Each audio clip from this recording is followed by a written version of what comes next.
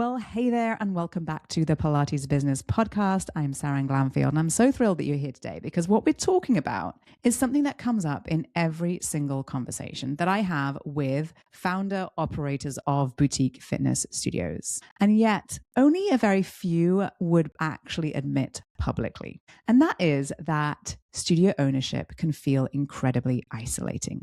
Now, when I start working with studio owners inside of my Thrive program, we aren't just here to talk numbers, but we do. We aren't just here to talk marketing campaigns, but of course we do. We don't just talk about retention. We don't just talk about structure and organization and productivity and all of the things that make your business the amazing business that it is today, but we also talk about your mindset, because for so many, that's often what is holding us back. And I think one of the things that often keeps us very, very stuck is this feeling of feeling isolated. And often when you look successful, even when your schedule is packed, even when your clients adore you, you can still feel isolated. And the irony is that you probably started your business because you love to give people this better sense of movement and health and vitality. You love connecting and teaching and serving and creating a space where your community feels supported. But somewhere along the way, the weight of running a business, the decisions, right? The financial pressure, the hiring, the marketing, the constant problem solving and the putting out of the fires, right? It probably always all started to sort of pull you into this quiet, invisible bubble, right? Where you might feel quite alone in your decisions. Not that many people understand what it might feel like to be in your shoes. A lot of people might think that it's way more fun and more easier than it actually is, right? You often also feel alone in your challenges because you're isolated and you're not feeling as though you can share those challenges with anyone. You feel alone even when you have growth, that you're seeing good things. It's often also just as isolating because you're not really sure who it is that you're going to be sharing those celebrations with, right? And I think the worst part of that sort of feeling is that a part of your brain kicks in to assume that everyone else has it all figured out. And I want you to know that you are not alone. First of all, I say this a lot here on the podcast, and we talk about it inside of our community, inside of Thrive. We are a community, and everyone is there to support each other. And I think that when you feel isolated when you are running a business, I think it means you're human. I think it's very normal to feel that way from time to time. But I also don't want you to feel that way and it make you not feel happy, right? And it make you not want to, do what you do or hold you back from the potential that exists for yourself and your business. And often that feeling of isolation means that perhaps you are carrying too much, perhaps without enough support or structure or clarity. And so I want to unpack today a little bit about what this feeling of isolation means. Not the surface level, like I'm super busy reasons, but some of the deeper reasons that I've observed and heard when the conversations that I've had with studio owners. And I want to also talk about the mindset shift that can turn that isolation more into that place of connection and support, right? And I think I want to help you overcome this idea that we just need to push harder and do more and add more to your plate and just push through, and that it should always be this sort of uphill, heavy battle, right? I think there is a way of doing this that is different. And I think you can lead your business differently, that you can step into that light and that lightness when you choose to build your business your way, okay? And this is what I support my studio owners to do inside of Thrive. Like I say all the time, there's no cookie cutter here, right? This is all about helping you build the business that you want and that you deserve with all of the different skills, talents, tools, and experience that you have at your fingertips. So let's kick off with talking about one of the big problems that I see. And I think that oftentimes when you open your studio or you're the leader of the studio, right, you are used to being the leader as the owner. Everyone looks to you for that final decision. You are the teacher, you're the energy source in the room often. You are perhaps often even the person who has the biggest following in your studio. That's very common as well. And you're often the one who is sort of holding others, right? You're holding your clients accountable for their sessions and wanting to deliver for them. You're holding your team up as well, supporting them and their growth as teachers, and your community where you might be connecting with other local businesses and making sure that you are visible to them. But there's really any space for anyone to hold you up. And I think that this can really create this sort of quiet emotional fatigue, not burnout exactly, but perhaps this sort of steady drip of running on empty. When you are not, as we would typically say, perhaps refilling your bucket, right? Or allowing yourself that sort of refreshing of your energy and re-energizing yourself for your business, it really is harder to make decisions. It's really harder to be inspired day in, day out. It's really hard to stay creative around your business. And it's really hard as well to stay confident and courageous in making bold decisions every single day. And I think that when you step into a different place where leadership doesn't mean, by the way, that you are carrying everything yourself. I think that leadership works best and means actually that you are the one not doing it all, but you are the one creating structures that allow you to perform at your best as well. So when a studio owner embraces the idea that you're not supposed to be doing it all, that actually allowing yourself to have space for creativity, to be able to solve problems or to take on new opportunities for growth, that a lot of other things become easier. And so the question then becomes, well, what is it that you need in order to do that? We do this exercise inside of Thrive every year and then every quarter. And we make sure that we are absolutely incorporating your needs for yourself in order for you to show up as the best version of you in your business. And I think that when you step into that leadership role, one of your responsibilities truly becomes taking care of you so that you can show up as your best self, right? When you stop expecting yourself to be the entire engine of the business and start to build the support and the structure and the systems that let you breathe, a lot of things change.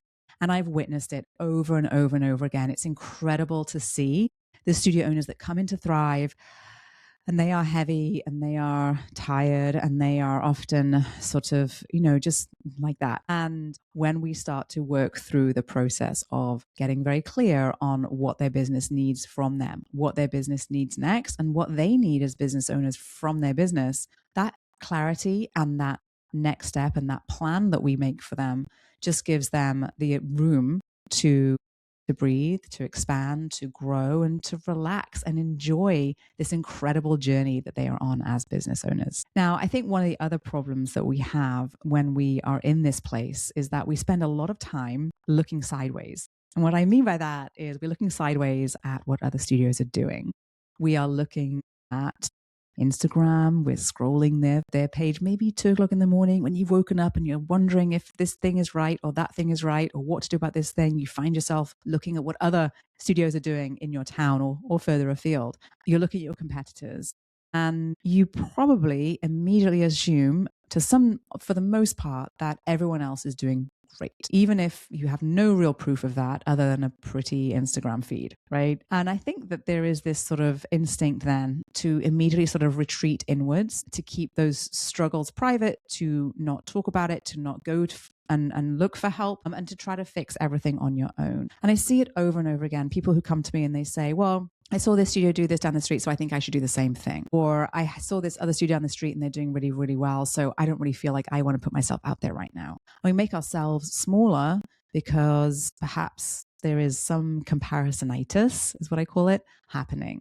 And this just creates more of a bubble of isolation that tends to get sort of tighter and tighter and tighter. And the more isolated you become, especially when you're coming at it in this sort of a mindset, the harder it is to grow, because growth requires you to have focus, to be able to speak about your goals, to talk through challenges, to have conversations where you are reflecting on your goals and your feelings about your business and what your strengths are, and to get feedback on where to go next. And through those conversations, through those often very deep conversations, you get a lot of feedback and you get a lot of insights. And when you try to figure this out on your own, you're well into the weeds of your business. It's very, very hard to see that bigger picture.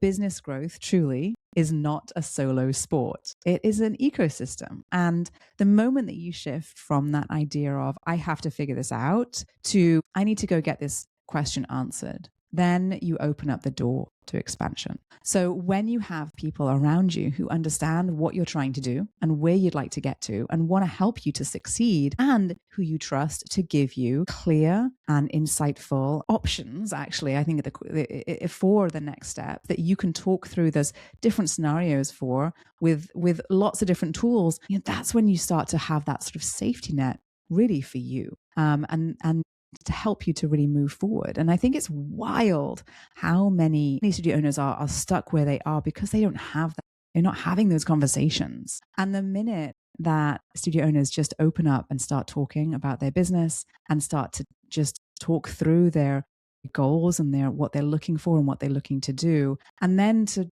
have someone else just be able to reflect back to them other things that might be interesting for them to consider as next steps. And it's incredible just how much, I would say, the lightness they have, and how much, I can see the joy kind of coming back into them around the opportunity that exists for them in their business. And I see it happen all the time inside of Thrive. And it's wild how many breakthroughs happen the minute a studio owner stops pretending that they should just already know how to do everything, which I think is often the mindset that many of us have, right? And, this is interesting to kind of talk a bit about as well, because, as a highly trained teacher, I know so many of you have, and myself included, spent thousands of hours and thousands of dollars on training as a teacher. And you care deeply about your continuing education and what you're able to help your students and your clients to achieve. And you're used to being the expert in the room, right? And you're super smart. All of that. But you would never dream of teaching a class or a session without having some training or without getting some guidance as to how that should happen, right? Because what we've seen is that, teaching is one skill set. And it is an incredibly important skill set. In fact, I don't think you can survive in this industry today without a fantastic set of teaching skills. But business requires a different skill set. I've already talked about all the different hats you wear as a business owner. And, there's no way that we can be trained in all of these to an expert level, right? But oftentimes, even when we know a little bit about a lot, we are not experts to the degree that we need to be in business. And when we admit what we don't know, that often feels uncomfortable. It can feel vulnerable. It can make you feel exposed. And many, many folks are often reluctant to do that, right? And I think the more open you can be with yourself about where your knowledge gaps lie, the more open you will become to learning and then receiving the right kind of guidance and the right kind of insights that will help you. So you often, if you don't like to feel like you aren't the expert in the room, and it's just totally human to feel that way, you'll find that you'll keep the questions to yourself. You'll keep the uncertainty quiet. You'll hold on to these unasked questions. And honestly, that just holds you more isolated. It keeps you isolated. And, I think that the reality is that, just because you don't have, MBAs and huge levels of expertise across, marketing and strategy and, numbers and data analysis, that's totally fine because, you are an expert teacher. And it doesn't mean that you then have to go and do all that and become an expert in business, but you need to find someone who is and who can help you to fill in some of those gaps, to give you the guidance that you need, and to share with you some of the things that might be most valuable to you as you go about building your business. So the most successful studio owners that I work with truly, truly, truly are not the ones who know everything about everything. In fact, when those people come to me, it's often quite challenging to help them because I can see very quickly what their problem might be. And I'm sure you have clients like this too. They're often reluctant to hear. And that's really a tricky spot to find ourselves in. So the most successful studio owners are not the ones who know everything about everything. They're the ones who are willing to ask, to learn, and to be open to receiving support and attention on themselves and their business. And once you allow yourself that openness to have access to the answers, you start getting the answers that you seek.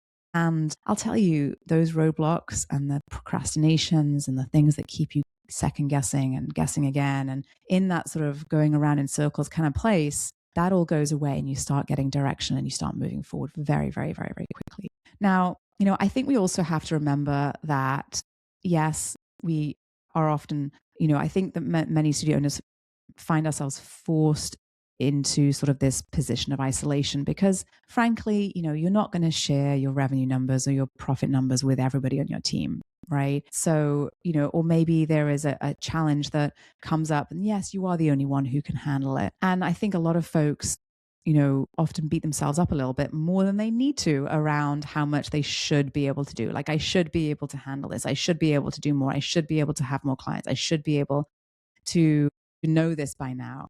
And I hear it a lot of people come to me and they say, I feel like I should be already doing this, or I feel like I should already be looking at that, or I feel like I should know my numbers. I don't. And it's sort of like this huge confession.